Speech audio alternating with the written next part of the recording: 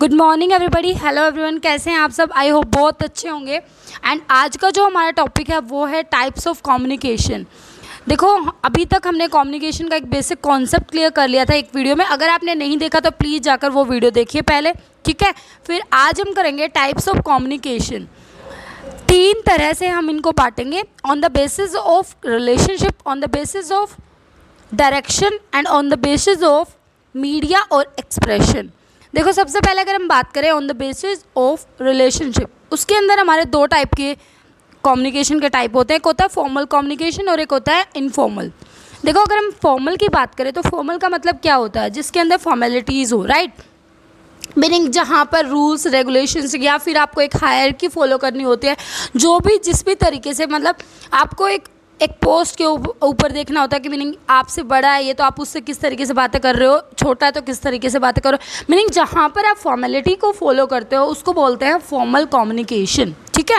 And informal communication का मतलब क्या होता है कि जब आप किसी भी चीज़ को फॉलो नहीं कर रहे हो, जब आप ये नहीं देख रहे हो किससे आप बात कर रहे हो, किस तरीके से बात कर रहे हो, राइट।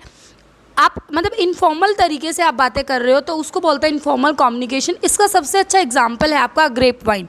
जब आप गॉसिप करते हो, जहाँ पर मीनिंग आप अपने दोस्तों के साथ हो, तब जब बातें जिस तरीके से करते हो उसको बोलते हैं इनफॉर्मल कम्युनिकेशन, ठीक है।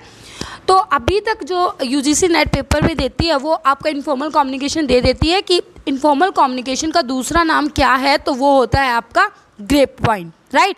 यहाँ तक क्लियर हुआ कि on the basis of relationship के अंदर आपके दो टाइप होते हैं, एक होता है फॉर्मल, एक होता है इनफॉर्मल। फॉर्मल मीन्स जहाँ पर फॉर्मेलिटीज़ होते हैं, इनफॉर्मल मीन्स जहाँ पर सब बराबर होते हैं, ठीक है।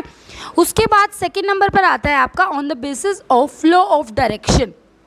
फ्लो ऑफ डायरेक्शन जैसे कि नाम से क्लियर हो रहा है, मीनिंग ऊपर से नीचे आ रहा होगा या नीचे से ऊपर जा रहा होगा, ठीक है। तो यहाँ पर आपके जो टाइप्स रहने वाले हैं, नंबर 1 डाउनवर्ड कम्युनिकेशन। डाउनवर्ड के अंदर क्या होगा कि ऊपर से नीचे की ओर आएगा, बात समझ रहे हो। और अब ऊपर से नीचे की ओर क्या आ सकता है? ऊपर से नीचे की ओर आ सकता है आपका ऑर्डर।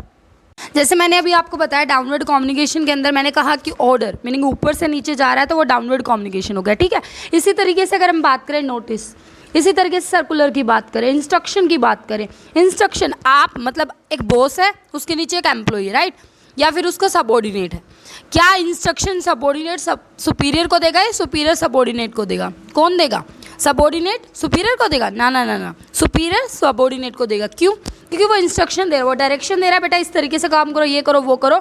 तो इंस्ट्रक्शन क्या होगी? डाउनवर्ड कम्युनिकेशन होगा, मतलब ऊपर से नीचे की ओर जाएगा, राइट। इसी तरीके से ऑर्डर हो गया, इसी तरीके से लेटर हो गया, मेमोज हो गया, बुलेटिन हो गया, हैंडबुक हो गया, एनुअल रिपोर्ट्स होगी, लाउड स्पीकर अनाउंसमेंट होगी, ग्रुप मीटिंग हो गया। तो ये क्या होता है, यहाँ पर आपका जो इस्तेमाल किया जाता है वो डाउनवर्ड कम्युनिकेशन होता है, जिसका मतलब आप अच्छे से समझ भी गए हो। और एक बात और याद रखना, जो डाउनवर्ड कम्युनिकेशन होता है वो आपका वर्टिकल कम्युनिकेशन भी बोला जाता है, क्योंकि वर्टिकल कम्युनिकेशन के अंदर ये दोनों टर्म्स आते हैं, डाउनवर्ड भी और अपवर्ड भी। मीनिंग चाहे ऊपर से नीचे आ रहा है या नीचे से ऊपर जा रहा है, कहने का मतलब है एक वर्टिकल कम्युनिकेशन हो रहा है, ठीक है। उसके बाद सेकंड नंबर पर आता है आपका अपवर्ड कम्युनिकेशन। अपवर्ड कम्युनिकेशन का मतलब क्या होता है कि नीचे से ऊपर की ओर फ्लो हो रहा है, इन्फॉर्मेशन का जो फ्लो हो रहा है वो नीचे से ऊपर की ओर हो रहा है। तो यहाँ पर क्या होगा? मीनिंग एक सबऑर्डिनेट अपने सुपीरियर को कुछ बातें कर रहा है, सबऑर्डिनेट सुपीरियर से वार्तालाप कर रहा है, तो उसमें क्या होगा? वो ओपिनियन दे सकता है कि सर ऐसे ऐसे आप काम कर सकते हो, ठीक है। वो आइडियाज़ दे सकता है कि सर यहाँ ये प्रॉब्लम है, हम इसका ये सॉल्यूशन कर सकते हैं। वो सजेशन दे सकता है। सजेशन क्या हो सकती है कि आप इस तरीके से काम करिए, मे बी इसका पॉसिबल सॉल्यूशन हो सकता है। कहने का मतलब ये है कि जब जहाँ पर नीचे से ऊपर फ्लो हो रहा है उसको बोलते हैं अपवर्ड कम्युनिकेशन, राइट। वो कंप्लेंट्स लगा सकता है, मीनिंग उसको लग रहा है कि सामने वाला उसके साथ चिड़चिड़ चिड़चिड़ कुछ कुछ कर रहा है, तो वो नीचे से ऊपर ही बोलेगा, अपने बॉस को ही बोलेगा। ग्रीवेंसेस, उसको कुछ प्रॉब्लम है तो सॉल्यूशन के लिए ऊपर जाएगा, अपील करने के लिए ऊपर जाएगा, रिपोर्ट करने के लिए। कहने का मतलब ये होता है कि ये अपवर्ड कम्युनिकेशन होते हैं जहाँ पर आप नीचे से ऊपर की ओर जाते हो। थर्ड नंबर पर आता है हमारा हॉरिजॉन्टल कम्युनिकेशन।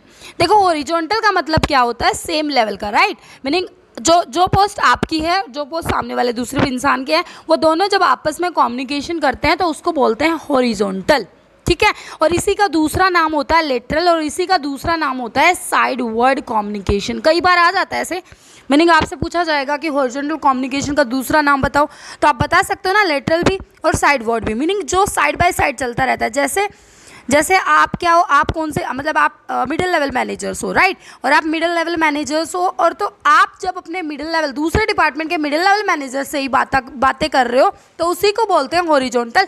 ऐसा नहीं है कि आप अपने बॉस से बात कर रहे हो तो उसको हॉरिजॉन्टल बोलेंगे, ठीक है, उसको वर्टिकल बोलेंगे। हॉरिजॉन्टल वो होता है जो सेम लेवल के लोगों से बातें आप करते हो, तो उसको बोलते हैं हॉरिजॉन्टल कम्युनिकेशन, ठीक है। अब इसी का दूसरा नाम आपको याद ही हो गया, लेटरल और साइडवर्ड, और क्रॉस वाइज कम्युनिकेशन भी कहा जाता है। अब 4 नंबर पर आता है आपका डायगोनल कम्युनिकेशन। जैसे कि नाम से ही क्लियर हो रहा है, डायगोनल मतलब ऐसे घूमेगा, जिसके अंदर क्या होएगा, जिसके अंदर इसके अंदर ना आपको कोई भी ये नहीं है कि सेम लेवल का डिपार्टमेंट होना चाहिए, ऊपर नीचे, किसी भी तरीके से आप कम्युनिकेशन कर सकते हो, किसी भी तरीके से, राइट। आपके अंदर कोई मतलब आपको कोई भी ये हायरार्की फॉलो करने की ज़रूरत नहीं है कि आप सेम लेवल से बातें करोगे, अपने बॉस से बातें करो या नीचे से, आप कहीं पर भी। जैसे देखो कई बार क्या होता है, मीनिंग देखो नॉर्मली अगर मैं बात करूँ, एक एग्जांपल लेते हैं, हम कॉलेज की एग्जांपल लेते हैं कि मतलब एक हायरार्की होती है हमारी कि अगर हमें क्लास में कोई प्रॉब्लम होती है तो पहले हम CR को बोलते हैं क्लास की, राइट। फिर CR अपने टीचर को बोलेगा, टीचर जो है वो HOD मैम को बोलेगा, HOD जो है फिर उसके बाद HOD प्रिंसिपल के पास जाएंगी, ठीक है। तो एक हायरार्की फॉलो होती है अगर हमें कंप्लेंट वगैरह क्या कुछ देनी है तो, राइट। इसी तरीके से अगर ऑर्डर पास आउट होता है तो वो पहले प्रिंसिपल से किनके पास आएगा, HOD के पास आएगा, HOD से टीचर के पास आएंगे, टीचर से CR के पास, एंड CR क्लास में अनाउंस करेगा। लेकिन अगर मतलब इसी तरीके से अगर हम बात करें, अगर हमने कोई भी शिकायत वगैरह करनी है तो जब एक बच्चा है, ठीक है, वो पहले CR को बोलेगा, बट वो CR को ना बोल के सीधा का सीधा प्रिंसिपल के ऑफिस में घुस जाए और बोल दे कि मैम ऐसे ऐसे मेरी प्रॉब्लम है और आप मेरा सॉल्यूशन करो, ठीक है, तो क्या वो कम्युनिकेशन होगा? नहीं होगा। उसको बोलते हैं डायगोनल कम्युनिकेशन। इसका मतलब ये है कि जहाँ पर कोई हायरार्की फॉलो नहीं होती है, आप सीधे ही बातें करना शुरू कर देते हो, सीधे ही कम्युनिकेट करना शुरू कर देते हो, राइट, तो उसको बोलते हैं diagonal communication. Meaning the transfer of information between people who are neither in the same department nor on the same level or organization hierarchy is called diagonal communication. इस तरह की जो कम्युनिकेशन होती है ना, वो ऑर्गेनाइजेशन की एफिशिएंसी को बढ़ाती है, क्योंकि अगर स्ट्रिक्ट कम्युनिकेशन होगा तो कहीं ना कहीं हम कम्युनिकेट करने में भी हिचकेंगे, राइट।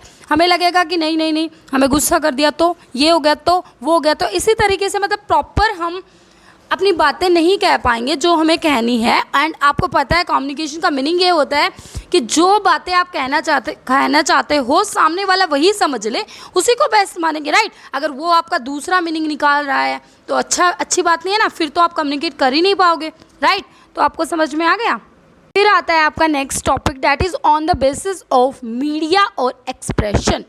मीडिया और एक्सप्रेशन की अगर हम बात करें तो सबसे पहले होता है आपका रिटन कम्युनिकेशन। रिटन में क्या होता है कि आप बोलकर, मतलब आप क्या कर रहे हो, बोलकर नहीं, रिटन में तो आप लिखोगे, ठीक है, राइट करोगे एंड सामने वाला भी आपको समझ लेगा, ठीक है, तो वो रिटन कम्युनिकेशन हो गया। ओरल में क्या है, आप बोल रहे हो, सामने वाला समझ रहा है। गेस्चर में क्या हो गया, गेस्चर में हो जाएगा कि गेस्चर्स मीनिंग ना वो बोल रहा है ना वो लिख रहा है, वो गेस्चर्स दिखा रहा है। गेस्चर्स को बोलते तो है ना, जैसे रोड पे आपको साइन दिखाई देगा, ठीक है, कि अभी रेड कलर का आ रखा है तो आपको रुकना है, ग्रीन है तो चलना है, ये क्या होते हैं, गेस्चर्स ही होते हैं, राइट। नॉर्मली ये आप समझ ही लोगे। And one thing more is that कि एक कम्युनिकेशन मतलब एक आता है, मैं आपसे एक ना क्वेश्चन पूछ रही हूँ कि वर्बल कम्युनिकेशन के अंदर क्या आता है। देखो जब भी आपको दिखाई देता है ना वर्बल कम्युनिकेशन एग्जाम में, तो आपको ऐसा लगता है कि वर्बल का मतलब होगा बोलकर, राइट, बट हमेशा याद रखना वर्बल कम्युनिकेशन के अंदर दोनों इंक्लूड होंगे, ओरल भी एंड रिटन भी, राइट। हमेशा याद रखना, ये क्वेश्चन बहुत फेवरेट है UGC नेट का, NT वालों का, ठीक है। बट आपको क्या याद रखना है, वर्बल कम्युनिकेशन के अंदर दोनों इंक्लूड होंगे, ओरल कम्युनिकेशन भी और रिटन कम्युनिकेशन भी, ठीक है। तो ठीक है, यहाँ तक आप करो, इसके बाद हम नेक्स्ट टॉपिक करेंगे एंड यहाँ तक आप अच्छे से प्रिपेयर करो। साथ के साथ इससे पहले वाली वीडियो जो थी वो भी अच्छे से कर लेना, ताकि विदिन 7 डेज़ के अंदर अंदर हमारी कम्युनिकेशन अच्छे से कंप्लीट हो जाए और आपके 10 मार्क्स सिक्योर हो जाए, राइट। अभी इससे पहले मैंने कॉमर्स के 3 सब्जेक्ट करा रखे हैं कंप्लीट, जिसके अंदर एक हमारा इनकम टैक्स है एंड कॉर्पोरेट टैक्स है। सेकंड जो है वो हमारी 4th यूनिट जिसमें बिजनेस फाइनेंस है एंड थर्ड नंबर पर हमने करा रखी है 9th यूनिट जो कि लीगल एस्पेक्ट ऑफ बिजनेस है। बहुत ही अच्छे तरीके से करा रखा है, आप वो भी वीडियोज़ देख सकते हैं। And thank you so much, bye bye, take care, all the very best.